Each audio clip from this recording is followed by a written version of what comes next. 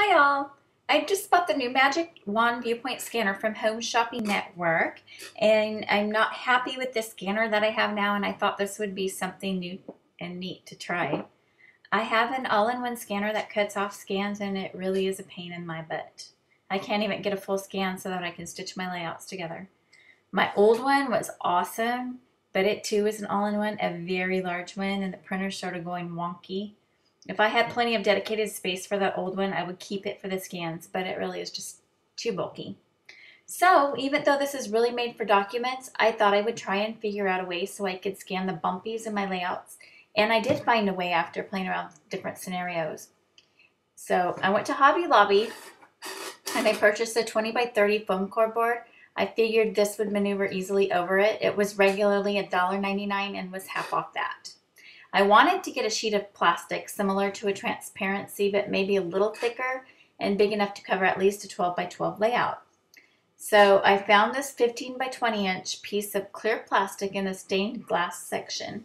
And this was regularly $1.99, and I used my 40% off coupon off of that. So for under $3, I think I have a pretty good system going on. What I did was I laid the plastic over the top of the layout.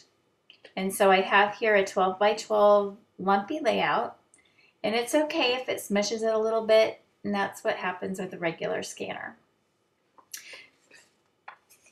So we'll just adjust that. And what I did was I took a leftover piece of board I had, and because I like to scan as straight as possible, I clamped it down over the plastic onto my table. And this helps me keep a steady, straight hand while scanning.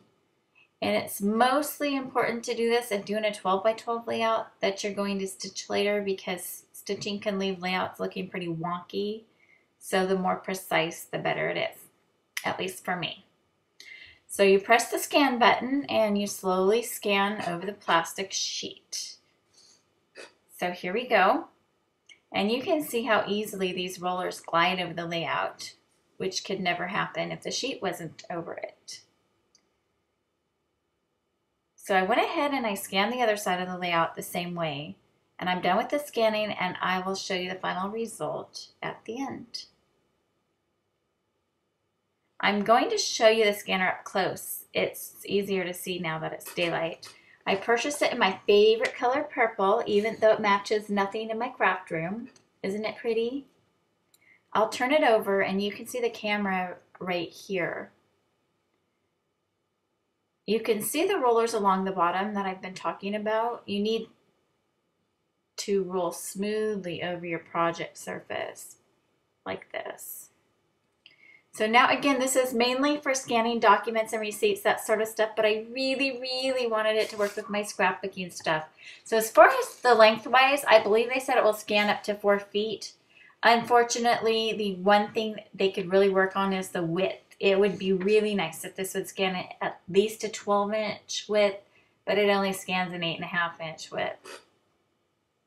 So I have a lot of lumpies in my layouts, and even the ones that don't have lumpies, you can get the edges of the pictures and the different layers of paper caught up on the rollers. And that creates not a good scan. So laying the plastic down first works better even on the non-lumpy layouts, I discovered. I have the 12 by 12 that I scanned and stitched. Now, stitching doesn't produce the best results. Usually every little flub shows up wonky, but for the purposes I use it for, it's generally fine as long as I get good enough scans. So here I'm going to show an 8.5 by 11 layout that I did, and I just grabbed one that had lumpies on it. Here you can see that it's really lumpy and it sticks up where that flower is.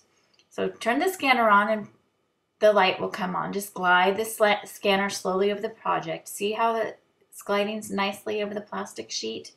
It gives a nice smooth scan, so your rollers are constantly moving over your project without getting jammed up on anything.